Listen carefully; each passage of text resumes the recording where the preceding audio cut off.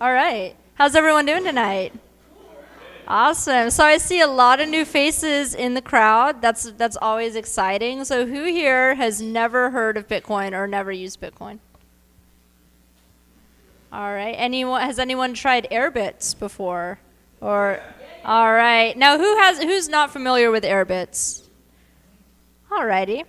So for anyone who's new to Bitcoin, we always like to get people set up with our app. We think it's one of the easiest and most secure apps, especially if you're just getting started. So if you'd like a little bit of Bitcoin to start off with and you haven't used it before and haven't downloaded the app, see me or Will afterwards and we can give you a little bit of Bitcoin to get started with. So I also want to just direct your attention to, we have a little newsletter sign up over here next to the water and chips. If you'd like to sign up to our mailing list, you can find out all of the news that we're coming out with. We have some really exciting things that we're working on with the app and then also the SDK that was just released. So you can sign up to get up to date with news. And also, I just wanted to mention, after Sam's presentation, after we take some questions, I'll open up the floor for any announcements. So if you just started a Bitcoin business, or if you're, new to Bitcoin and have questions, or, you just want to announce what you're doing and, you think Bitcoiners might be interested, feel free to let me know and you'll have the floor to announce.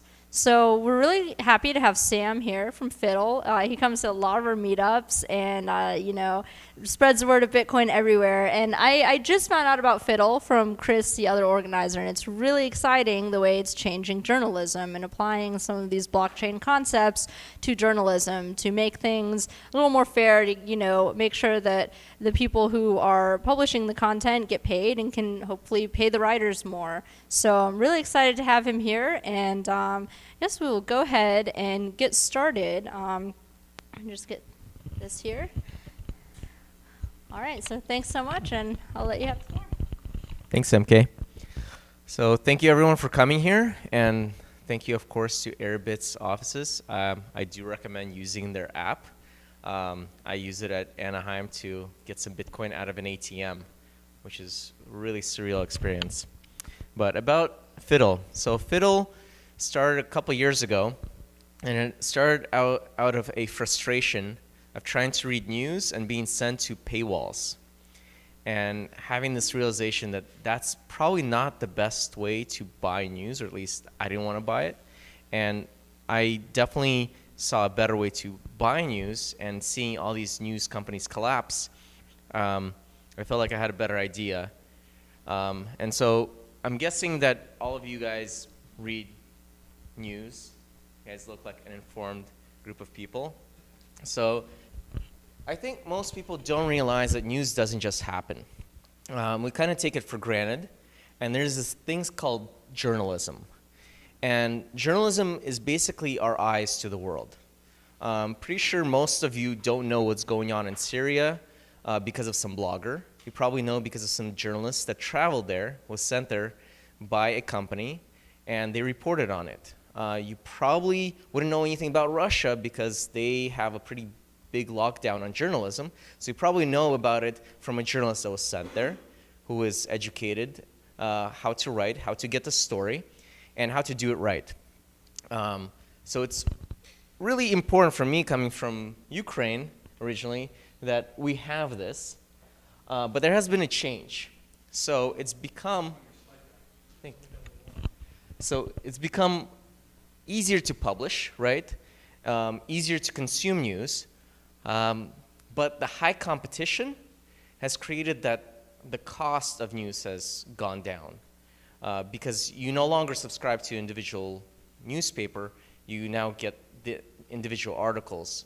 So that's kind of created a lack of quality of information.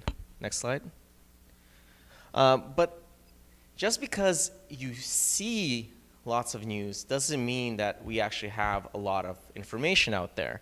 It's kind of like with snow. Go ahead. Just because you see snow doesn't mean the glaciers aren't melting, right? And the same thing, next slide, with news. Just because you see a lot of stuff in your Facebook feed doesn't mean there's a lot of information out there. Next slide. Quality is not quantity. Next slide. So this is the graph for journalists out there today. So we're now at over 7 billion people. Our society is far more complex. We need a lot more people reporting on the life that's going on around us, and yet we have half the journalists that we did a decade ago. Now imagine if we had half the doctors, or imagine if we had half the engineers, right? How good would our iPhone be? Well, it's the same thing with news. Just because you think you're getting all the information out there, it doesn't mean you are. And there's some good examples in the past few years, like the financial crisis or the Iraq War, where we had a lot of noise out there, but because we didn't have enough journalists who were writing the right stories, that voice wasn't getting heard. And we made some really big, really poor choices, really poor decisions that affect us today as well. But why did this happen? Next slide. Well, you can see that there was this ad revenue that was paying for your news. And what I found out was that all of the subscriptions that you paid back in the day, they didn't pay for anything. What they did was they just let the publisher know how many people were reading the news, and then they could tell the advertiser what is their return on investment. And as you can see, it dropped off quite dramatically right after 2005. And what that correlates to is basically Google and Facebook coming out with advertising that's much more cost-effective and easier and more targeted. And so you see that there's a collapse of journalism because it was ad-based. It wasn't based on your payments. And this ad decline. So what do we do? Next slide, please. We realize that there's something that's going on because a lot more people are actually reading news, right? If we go by every single different metric, there's an increase in people. There's more people with phones. There are more people on the internet. There are more people reading news all the time. Next slide. So mobile is going up, right? Next slide. Month by month, if you look at the trend, there's more and more people who are reading news. But there's a problem, next slide, with the market. So the market is actually going down. This is the US market, next slide. This is a global market. So there's a decline in actual money that the publishers are made, which you can see that there's a gap, right? A gap of opportunity. So the market's declining, news organizations are closing doors, right? But more people are reading. So why is this? Well, if you look at technology, you first have something that enables a new innovation, and then it actually takes some time to figure out a new technology to commercialize it. So we had this in MP3s, right? So MP3s came out, and they allowed to compress data and send songs over 56K to 28K line a lot more efficiently and faster. But it took some time for companies to actually figure out a way to get people to pay for it, right? So today we have iTunes, we have Spotify, Pandora, but you remember the days of Napster. And the same thing is going on here. So what is the problem? Well, the problem is news organizations are trying to charge us $35 per month for a newspaper. Now, back in the times of newspaper, this made sense, right? You get a newspaper, you probably read it from cover to cover, but that's not how we consume news online. A completely different medium. And so you can't charge for a newspaper when no one reads the newspaper. You have to charge by the article. So what have they tried to deal with this, right? They have to come up with the money. They don't have an actual technological solution. So they do native advertising, annoying ads, pop-ups, selling our information, right? Clickbait, we all know these things. But they spend less on quality journalism, which is the reason why we read in the first place, right? So Phittle was this idea that if you had a single login, ability to buy individual articles, if you actually had used the entire capabilities of internet and computers to actually be able to see news in context, which we don't do with what most news organizations do, we could really change the way that people read news and hopefully buy news. So next slide. So how much would this cost? We figured 10 cents per article is what most people say they'd be fine with paying. 10, 15 cents. So individual article, and then actually allow them, if they get tired of buying the article, they can actually buy a subscription. So whether it's for, maybe this is the base price, $10 a month for local, 25, 35 bucks a month for New York Times, and then also possibly is even scientific publications for scientists and engineers, more expensive. So we take a small cut, and news organizations get the rest. So how does it work? So you as a reader read news wherever you find it, Twitter, Facebook. You click on the article, it goes to Phittle link. Then you click on it, it requests verification. You log in with Facebook, Google, email, and then the verification is sent, and we send you your article.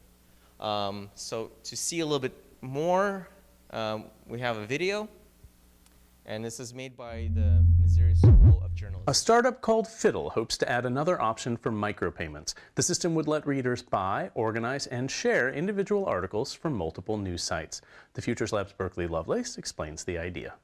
Sam Litvin says 1/3 of journalists have lost their job or left the field since 2008. He says it's partly due to newspapers' three sources of revenue. So it was classifieds, subscribers, and advertisers. Phittle is a news management service that lets storytellers set a price for their content. Flipboard meets TinyPass meets Pocket meets, like, all these different pieces are into one. Someone can easily add a price to their site.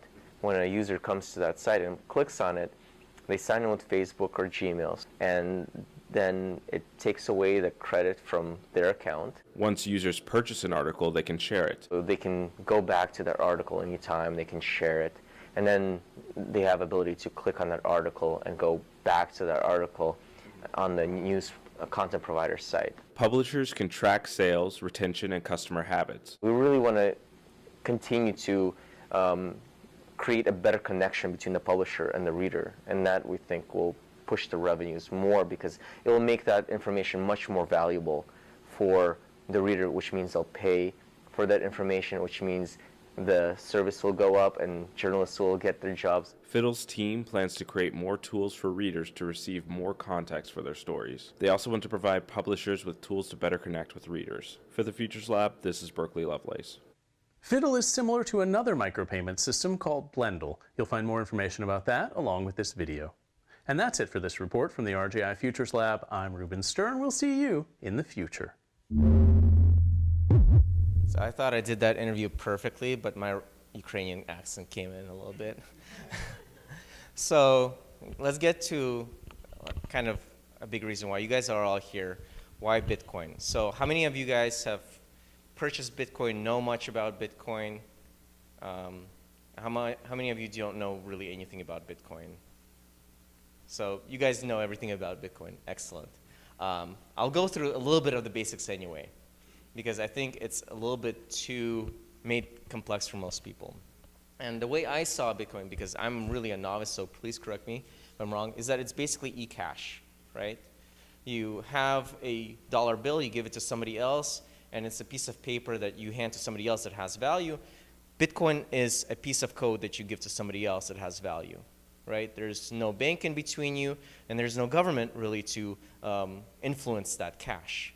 And so this is really great for news, partially because of the blockchain that secures that money, but also because it's so important for security. So kind of for people who don't quite understand what blockchain is, which I know all of you do, but I have this slide anyway, so next slide is basically a blockchain knows what happened previously, right? So every transaction is based on the previous transaction, so once you have all these transactions, to manipulate it is really, really expensive. So it puts in security, and this has Bitcoin's one of the uses, but of course there are others. So as a journalist, of course, it's really important to have encryption for two reasons. One is you're producing content that maybe your government doesn't want you to produce. And as a reader, because maybe you're reading content that the government doesn't want you to read. But of course, there's secure transactions, so there's new uses of this coming up all the time. So one of the uses I could see is voting, could be really important. So clearly it's secure. Your information's not really saved on servers. There's no credit history, right? So probably why a lot of you really like this technology is that it kind of puts the control of money back in your hands rather than having big intermediary entities control that. So for news organizations, it's really important for this freedom, and so we think by incorporating that, we'll be able to help news organizations, right? So we help reduce the cost by getting rid of the processing payment and pass on the savings to customers. So now you're able to do a micropayment for individual articles, which is a little bit costly with other ways to pay. And security, you now know that that information that you're getting, you're not really sharing with others. And it's really important today because Reporters Without Borders just came out that the state of our media and the security for journalists and for readers is really at a decline. So this might not seem serious to us, but it's getting pretty serious. And of course, the ease of payment, ability to pay by scanning with a phone, I think is important to a lot of people who are tired of kind of entering their credit card information. So why did we decide to kind of go to Bitcoin community? Well, clearly it's a group of people who are informed and who are already using this payment method. But also it's a small enough group for me as a kind of starting off business owner, entrepreneur to reach, but large enough that it matters. So what's the future for Bitcoin? I kind of figure I might as well talk a little bit of my perception on why I decided to jump into this field, why I think it has value is, so a lot of people kind of talk about the huge drops in Bitcoin, and those are natural when you have too few people in the marketplace who can influence it greatly. As the more people come into the marketplace, of course, it creates more stability, and we see that it might not have been a bubble bursting, it might have been a correction because we keep on going up. The other idea is that you look at your regular early adoption kind of curve, and so the more people kind of get into Bitcoin, the more stable it becomes, which it seems to be becoming. And so we know that there's evidence for this because MIT did a study, and next slide, and you see that people are actually spending it. It used to be that they just held on to it and they kind of figured that it was an investment vehicle, but now most people, and this is actually a little bit dated, people spend it within 24 hours, so they are really using it for commerce, which means it's really taken off. So kind of recap, the reason why we are interested in Bitcoin is because we feel that it's a type of readers who are interested in information and knowing about the world. We feel that we can use the blockchain to help out people who live in parts of the world that are dangerous for writers and for readers. And we can provide content at a price using the blockchain technology and Bitcoin that allows us to sell individual articles the way most people consume news and allow them to actually give back to news organizations to kind of build up the news organizations that we really need as a democracy. So next slide. All of these slides are online. You can go to demo.phittle.com to get this. And I really feel like I have to include this because I think not enough people understand what journalism is. So when you're reading clickbait out there, these two slides are in there just for you to know what it actually means to read quality journalism. So to get Phittle to help us out, and discover the tools that we create that we hope are valuable to you. So you can go to our app, so for content discovery, or temporary bookmark, which allows you to read articles and save them, and you can get rid of the millions of tabs that are on your browser. And these tools aren't perfect yet, but with your help, we think that they can be with your feedback. And I use them all the time, so. You can interact with us, send me an email. If you know people, developers, business development people, advisors, investors, have them send me an email. You can find this presentation at demo.phittle.com, and it will help you get your own account. So thanks, guys. Any questions?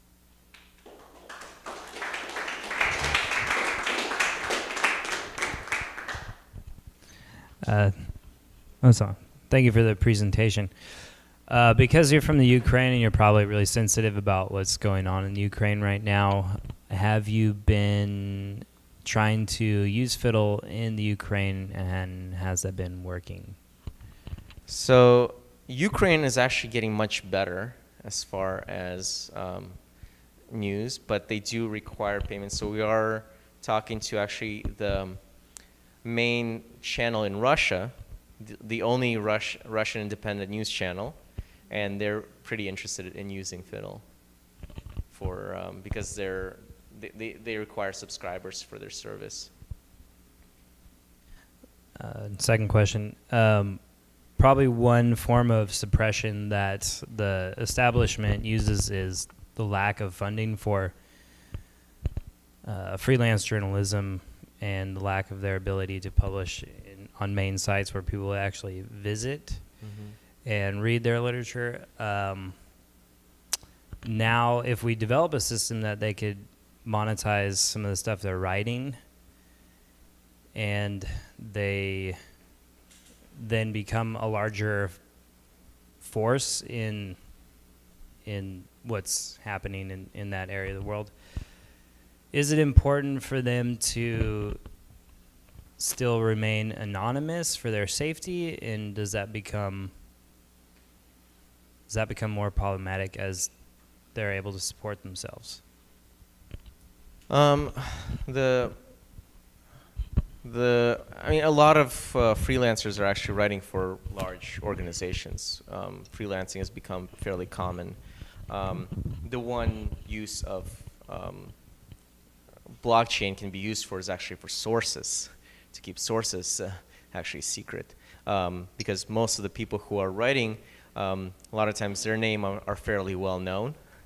You have to, but your sources are important to keep quiet, to keep confidential, and the information that you find out as well. I had a question too. So, how do you keep people? How do you keep people from becoming like a clickbait agent? Once you get inside of Phittle, they have 10 cents per article. Like, how do you stop people from just writing clickbaity stuff to get that 10 cents and then not really having content to be worth it? We do have a rating systems in there. So we want to create kind of almost like a social network for news. So it's kind of like your one place for news management platform. So if you, some places will try to clickbait you. We do have we're working on something that allows you to preview the article for like 30 seconds. So if you find clickbait, you have 30 seconds to opt out. I think that sounds like a good idea. Yeah, no problem. So you talk about the kind of decline in the amount of journalism jobs, and how it's kind of implicit with the breakdown of the current media paradigm. Well, one of my questions is, where's the incentive? So, for example, something happens I go to UCSD, right? Something happens at UCSD, and someone posts a video on YouTube, and then that video is posted on Reddit and 4chan, and you can immediately, that spread in social media is way more effective than like the New York Times posting an article. So how do you incentivize people like at UCSD to post on Phittle instead of just creating these kind of viral kind of media sensationalism things that happen? I mean, the decline in the amount of journalism could be attributed to the more effective medium of social media and the internet in general. Yeah, I mean, this is primarily for news organizations. So the what happens is fairly easy, and that's become much easier to understand what's going on because of cameras and social media. The why, that is a difficult question. That requires educated people who actually invest time and understand what's going on, and that's what people pay for. Right? If you see one cat video versus another cat video, you're not going to stick around.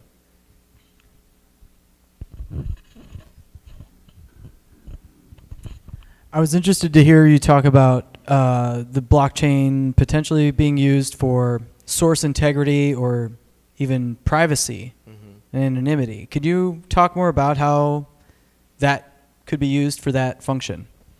So one of the things that we've realized is that a lot of news sites that are going out of business, we lose their content, so we have to archive their data. But we have to make sure that governments that don't like that news can't get to it. So that's one way to kind of create good security using the blockchain. The other one is, so a lot of governments want to know exactly what you're reading. So we have to be really careful about who knows who's on our network and who read the articles, because we do keep that data and we try to use that to understand exactly what you're reading and what's important to you, because that's one of the kind of, all of us want to spend less time looking for information and just use computers to enable us to understand the world around us and know what's important to us. But at the same time, that allows for people to understand what you're looking at. So to keep that information of who you are secret, we are looking at potentially using the blockchain technology as well.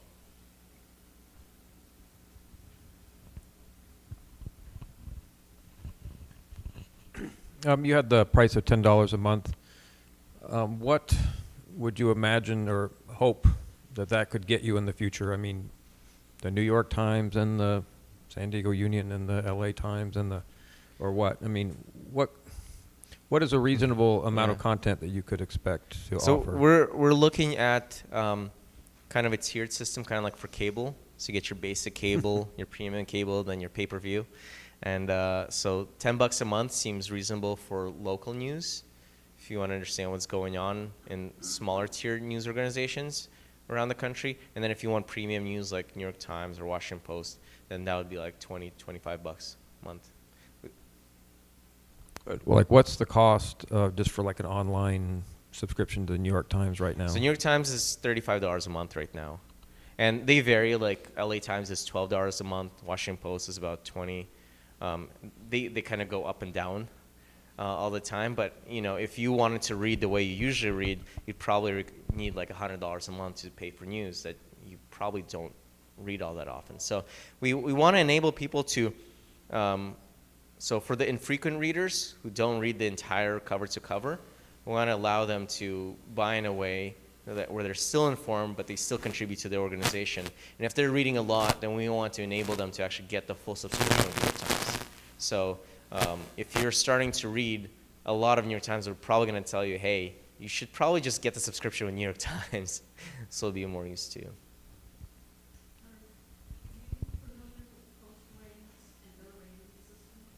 No, I'm not actually.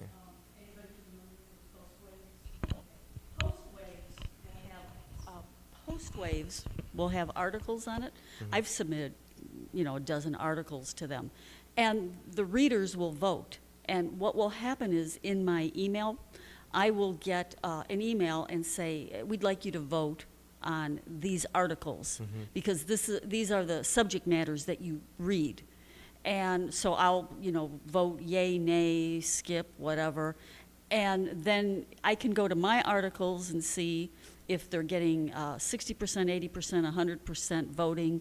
And I'll go to the top posts. And then I'm selective because then I'll go to, for example, I told you I don't like to read a lot about ocean and whales because I have so much research on it from my books and everything. But I'll read something if I see the voting of 100%, or they ask me to vote on something like that. Bitcoin, I write on. So I think it's a good system because I skim through the top posts very quickly. And I go to the sections that I want to read and get information. And, I have had a lot of good information and gotten to sources very quickly because I'm enamored and inundated all day long with emails and news and, and have to go through it. So I think your system, has a lot of potential. One of the things that we do is actually, so we create a consortium.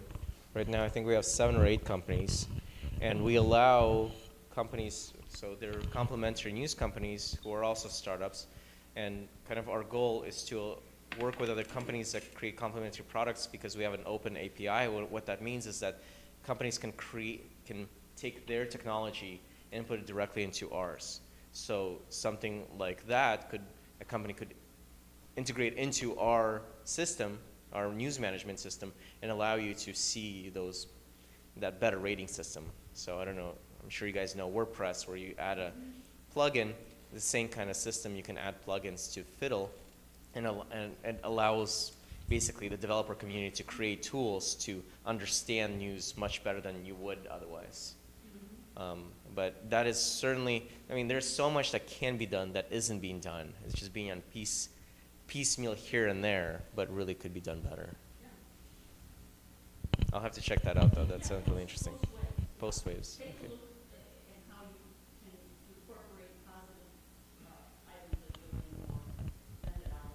Yeah, we have actually, I mean, that's the interesting part, is it's such a small ecosystem that I'll see a company come to our website and integrate something from our website into theirs.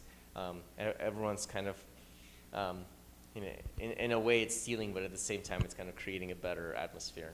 It is a small world. Yeah. Yeah, sadly. Yeah. And I'm sorry if you've covered this before I came, so I came late, so I apologize.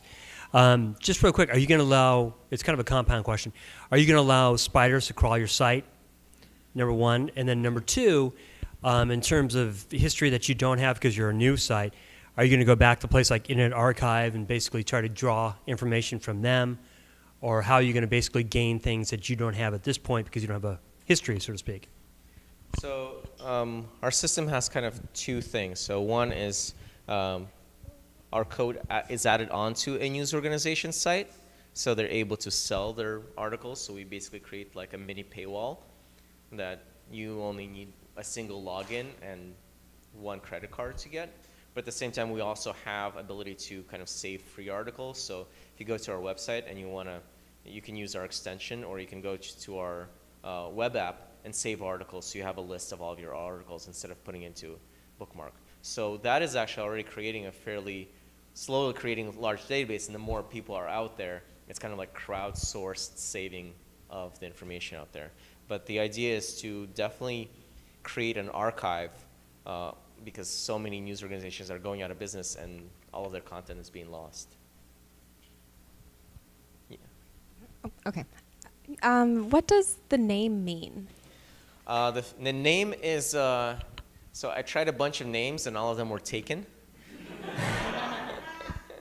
And finally, I kind of thought like it's popular to have combination of names. And so I liked philosophy and little bites. So it's philosophy and little. I like that. Yep.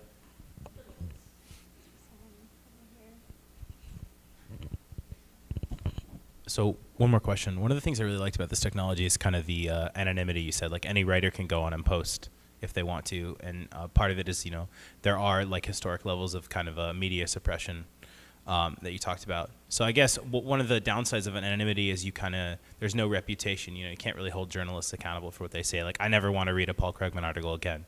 So I guess, like, how does Phittle incorporate like a rating system? Is there a system where there's a kind of anonymous account and I can kind of rate articles that I like and writers that I like, and then follow those writers and buy their articles in the future? And how does it attract new article accounts to, yeah. Why don't I show it? Okay, sounds great. Oh, except I need the, you guys want to set up the Wi-Fi for me? Well, at least he sets it up. Yeah, we have the regular 5-star. We want to change that. So one of the things we did, so if you look up our app, we don't have categories. We have kind of emotions, because you want to be surprised, you want to be informed. You don't necessarily care about sports, but sometimes you'll read a sports article. So we kind of feel like rating system is also incorrect. You sometimes feel that the article is faulty or has bad information in it.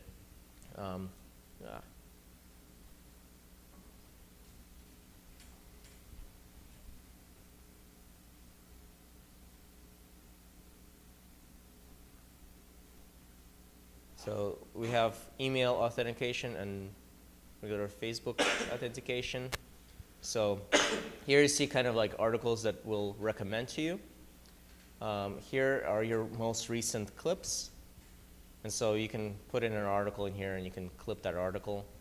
And if you purchase articles, you can see, so on all the articles we have a rating system.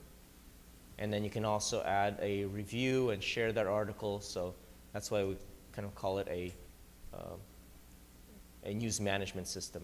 So within this, so you also have kind of your profile, you can find your transactions, you can send us feedback, and we have available rewards. So if you're sharing a lot of information with your friends, the publisher actually sees that, and so they can reward you with credits. If you haven't been coming back, somebody can give you extra credits, or if you're just a very loyal customer. So a way to create a two-way communication between the publisher and the reader. But definitely the rating system, I think, is important because, again, our time is valuable. We want to find information that we really like and have some way to know if this is a good information or bad information. Of course, sometimes that depends on your party affiliation. Yeah. Just to be clear, from what I gather, the value proposition is for the end consumer. For us, the news readers, we're able to have a broader reach of previously expensive material. And then for the value proposition for the content producer is that you're providing a way for them to monetize what previously would just be, you mentioned the decline in journalism itself, so you're providing an avenue for monetization in that sense. Yep. But as I understand the decline in media revenue, it's because part of the internet is, and you mentioned with Napsters, is people get used to having something for free, so they don't want to pay for it. And it's just a very old economic philosophy. If you have something of value, you never get away for free because nobody will be willing to pay for that again because you've essentially eroded the value. It's a microeconomic principle. It goes back to Alfred Marshall in late 1800s. So I guess my question is, you mentioned music and the transformation of the industry from going from absolutely free to iTunes. And I wonder if the artists who are selling their music through iTunes, if they necessarily feel that value proposition of iTunes in the same way that Apple does. I'm sure Apple, as a distributor, they feel that value proposition a lot more, and the artists might not necessarily do. So in music, as an example, you tried to make the analogy, they've been more focused on live performances because that's something that they can't give for free on the internet. So in that sense, I'm still trying to understand the value proposition of Phittle using music, and once something's free, now having to charge in that same We manner. have a journalist here, Ryan. You're going to do some live performances for us?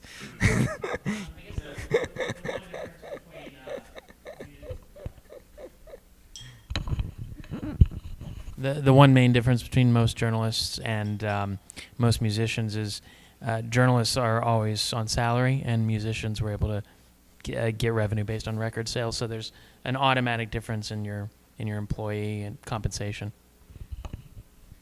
And kind of to add to that, I think it's important that we create. Why do people use Spotify or Pandora? Because there's an added value there, right? You're listening to music the way you couldn't just listen to it on a CD, right? It's selecting it for you. It's giving you more information. I can now read the lyrics. I can learn about the author, and that gives me an incentive to listen to the ads or pay for the service. And it's the same thing with news, right? The news organization just basically put stuff online and said, give us the same money that you're getting when you were paying for a paper. But paper is actually a much better medium to read the news. I can save it, I can clip it, I can kind of browse through it a lot easier, so there has to be a better value. So this is, when we first started, we're going to be just a purely micropayment, so basically a plug-in, you didn't see anything. And we realized that, no, you have to give the reader a lot more. You have to make use of the medium and give them ability not to just read that article, but use the technology, because now you can have context, right? You can see not just that article, but all the articles on this topic. So now you can actually understand what's going on, right? We can tell you if there was a redaction or a correction in an article, right? And there's so much that you can do with a medium that's not currently being done, because news organizations are not tech companies. What they do well is they report. And it's this, they need help from tech companies a lot more than they're getting. So that's our value added, right? We don't create the content. We allow you to have better value from the content, and in that way, we want to share that value with the content producers. All right, is that it for questions? Good. All right. We'll give Sam another round of applause. Thanks so much for the presentation. That was awesome.